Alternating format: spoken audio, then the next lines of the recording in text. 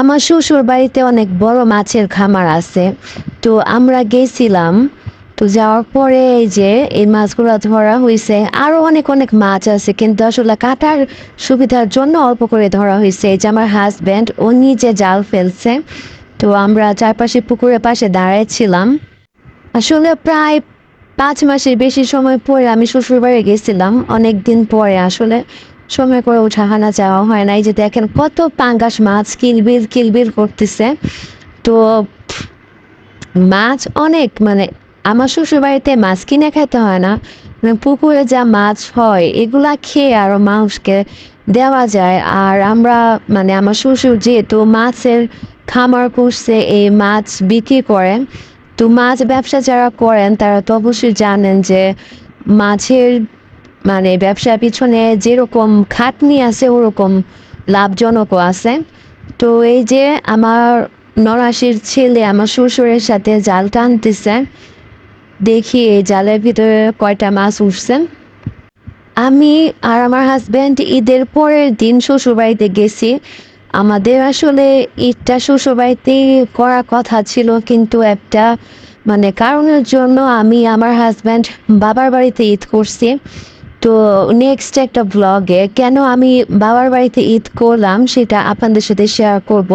আর এই যে দেখেন ওই জাল থেকে মাছ উঠছে, আমার ননাসের ছেলের হাতে মাছটা। আমার ননাসের ছেলে মাছ ধরার একদম পোকা, খুব পছন্দ তার মাছ ধরা। তার লেখাপড়ার প্রতি মানে খুব একটা আকর্ষণ নাই, কিন্তু এই যে মাছ ধরা খেলাধুলা এগুলোর প্রতি বেশি আকর্ষণ ওর। এই যে এটার ভিতরে মাছগুলা ওরা ছাড়াচ্ছিল, বাচ্চাগুলা। আমার হাজবেন্ড তারপরে আমার শ্বশুর শাশুড়ি সবাই মানে আমাকে বলতেছিল চলো পুকুর ঘাটে যাই। আমি বললাম যে না তোমরা যাও, আমি একটু রুমেই থাকি। তারপরে অনেকবার বললো ওরা, তাও আমি আসতে চাই নাই। তারপরে ওই যে ভাগ্নে ভাগ্নি দুইটা বললো যে মামি চলো, তুমিও চলো আমাদের সাথে। তো ভাবলাম যে যাই। আসলে একসাথে মিলে সবাই মাছ ধরা এনজয় করলাম, খুব ভালোই লাগলো। তো গ্রামে আসলে না মানে খুব ভালোই লাগে আমার। আর গ্রামে আমার খুব একটা থাকাও হয় নাই, কারণ আমার বাবার বাড়ি হচ্ছে টাউন এলাকায়।